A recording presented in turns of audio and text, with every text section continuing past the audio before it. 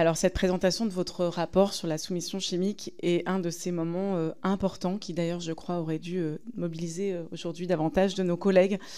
Un de ces moments importants où nous passons d'une parole qui s'est courageusement fait entendre, la vôtre, Sandrine Josso, à un déferlement de témoignages, à un constat de société et à des préconisations politiques.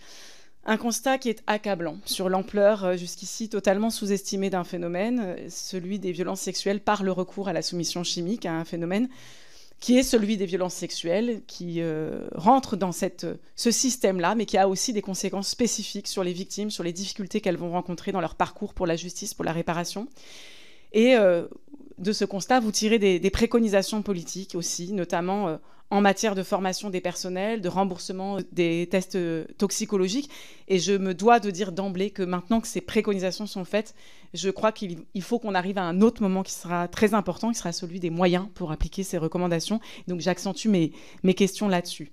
Ce rapport intervient, votre présentation intervient à un moment singulier, doublement singulier.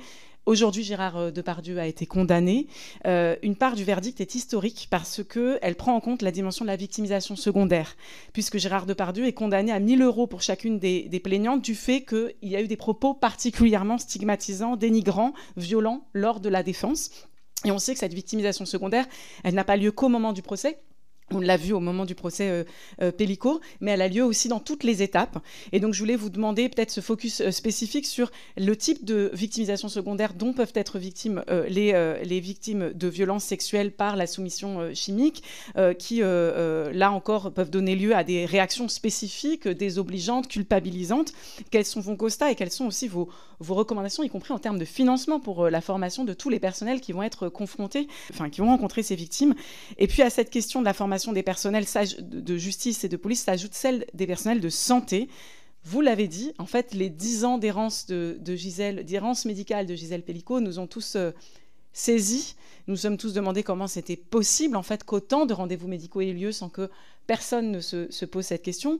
Et puis, on se pose aussi, du coup, la question, évidemment, derrière le remboursement du coût causé par les analyses toxicologiques, de l'information. Et donc, pour cela, il faut des personnels, encore une fois, de santé qui soient formés pour informer les victimes sur la possibilité de faire ces tests et pour toutes les démarches à suivre. Et donc, là encore, à combien chiffrez-vous ces besoins? Parce que je pense que nous aurons besoin ensuite, au moment du budget de financement de la sécurité sociale et du budget général de l'État, d'avoir des chiffres pour que ces recommandations elles soient réellement appliquées. Je vous remercie.